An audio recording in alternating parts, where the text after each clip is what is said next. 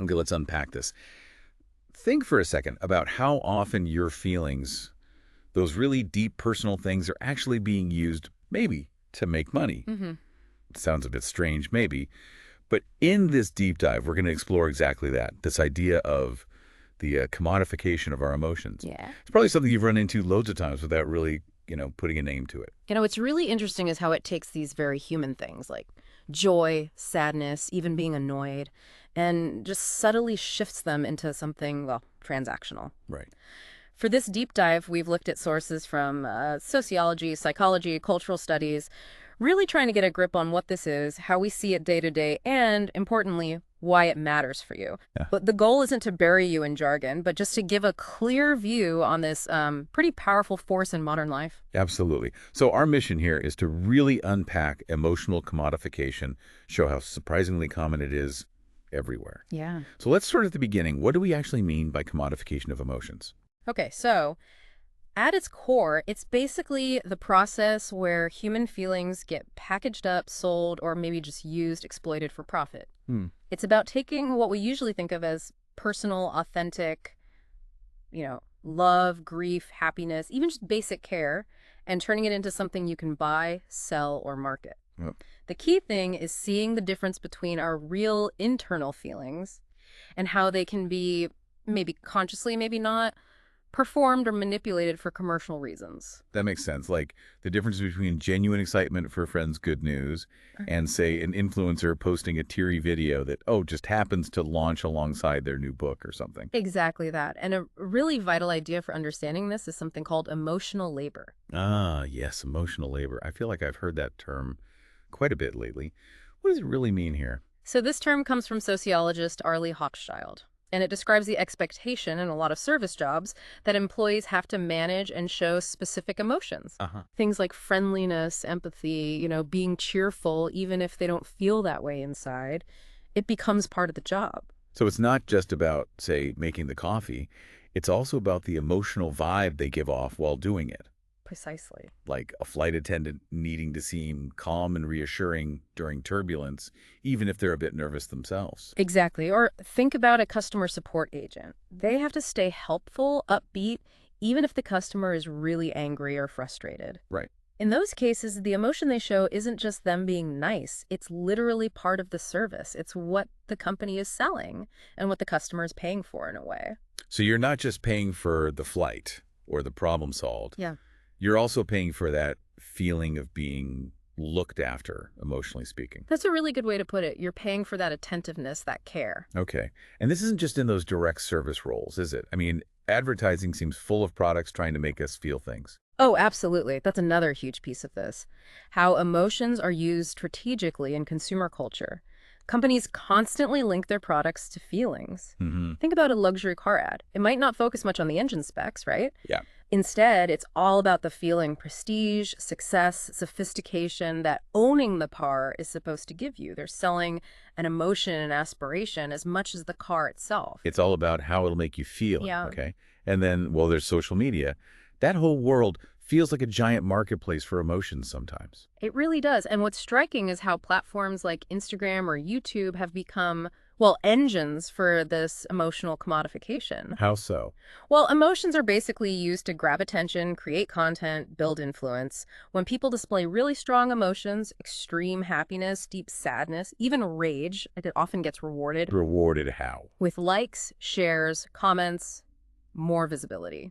And that can translate directly into income through ads or brand deals. So our emotional reactions, or maybe the emotions we choose to show online, become a kind of currency. You got it. Content that hits an emotional nerve tends to spread further, faster, and is easier to monetize. Wow. Which, can create this incentive to maybe exaggerate feelings or even perform them just to get that engagement.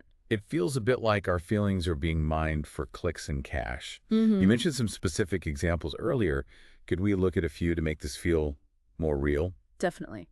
Let's take grief and sympathy as content. You see public figures sharing very personal stories of loss online. Mm-hmm. Happens all the time. And while a lot of that is surely genuine sharing, there's also this space where that vulnerability might overlap with promoting something. Like what? Maybe a post about overcoming grief also subtly mentions a wellness brand. or links to a therapy app they're affiliated with.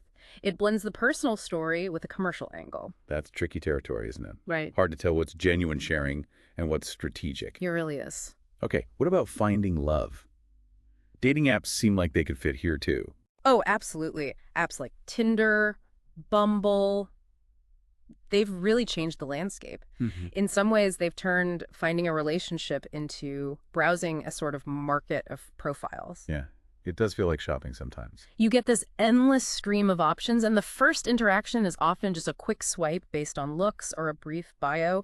It can make the whole thing feel quite transactional, almost like the emotional connection part comes later, or might even feel less important than just making the selection. It definitely changes the feel, doesn't it? Less organic, maybe more like sorting through options.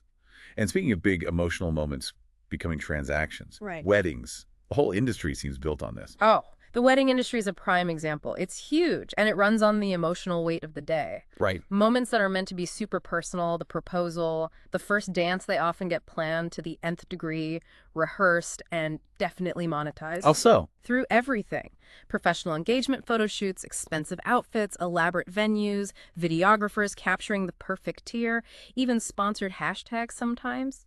The emotional experience gets bundled up with a huge price tag. like the emotion itself is part of the package you buy. Wow. Okay, when we talked about service roles earlier, but the pressure on employees there seems intense. It really is. Think about the barista at your coffee shop or the airline crew. They're often trained specifically to perform certain emotions consistently. Like always smiling. Always smiling, being extra polite, showing empathy, even if the customer is being difficult or rude. This emotional performance is seen as part of the job, part of the service being paid for. So their own real feelings kind of have to take a backseat. The main thing is performing that role. That's the expectation, yes. The role demands a certain emotional front.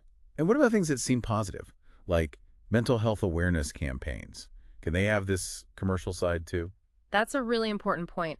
Many campaigns are genuinely about support and reducing stigma, which is great. But there's also a potential sometimes for campaigns to use very personal, difficult stories about anxiety, depression, etc., partly as a way to market related products. Like apps or journals? Exactly, like wellness apps, self-help books, things like that. It raises questions about where awareness ends and selling begins. That's a complex picture.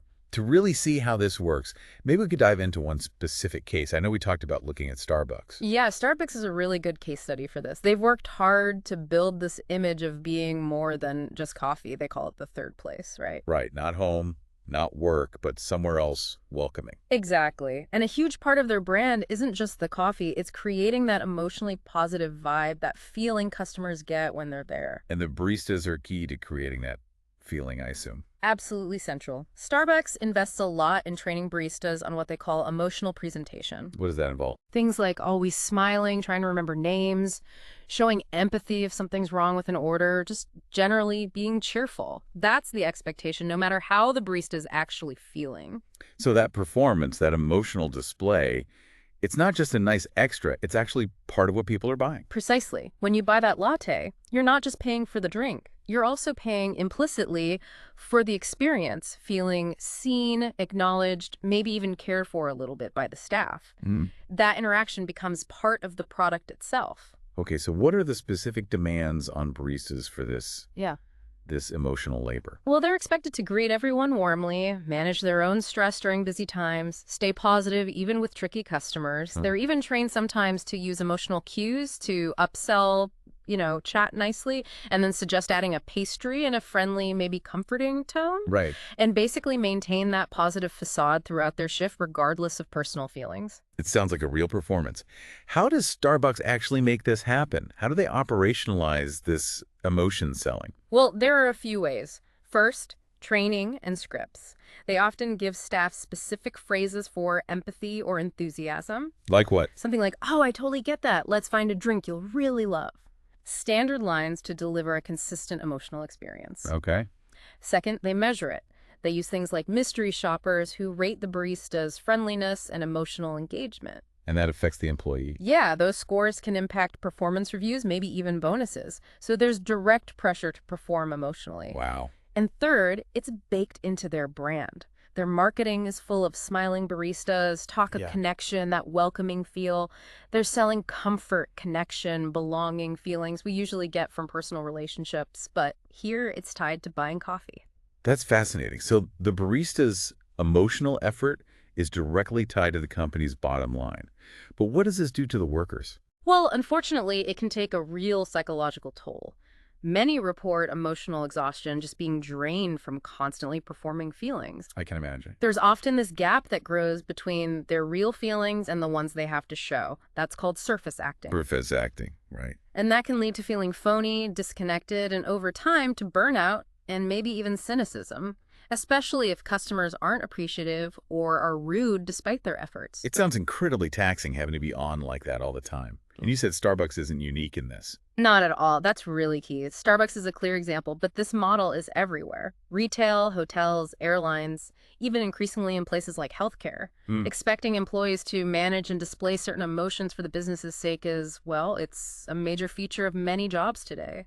So bringing this all together, why does this matter so much? Yeah. Why should we be thinking about our emotions being commodified? It matters because it puts this tension front and center, the tension between our real authentic feelings and the performance of emotion for money or business. Yeah. And there are real potential downsides for well-being. Constant emotional labor can lead to burnout, feeling disconnected, feeling fake.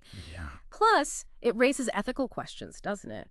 When really personal things like grief or love or basic empathy start getting monetized, what does that do to us? What are the wider effects when these intimate parts of being human get pulled into the marketplace? It definitely makes you stop and think. It's like Yeah. we're navigating this complex emotional economy without always realizing it. Absolutely. So just to kind of wrap up, we've seen how this commodification of emotions is really widespread, right? It touches everything from social media to customer service counters. We looked at the mechanics behind it, emotional labor in jobs, feelings used in marketing. And we kept coming back to that core tension, didn't we? Between genuine feeling and the commercialized versions we encounter, or even perform ourselves. It makes you wonder about the impact on, our sense of who we are and how we connect. Exactly. Which leaves us with a big question for you, the listener, to think about. In a world that increasingly wants to package and sell our feelings, how does that affect the authenticity of your own emotional life? Maybe think about times you've performed emotional labor, or the emotional stories you see online or in ads every day. Is this growing commodification changing how we understand real connection, real well-being? Something to ponder.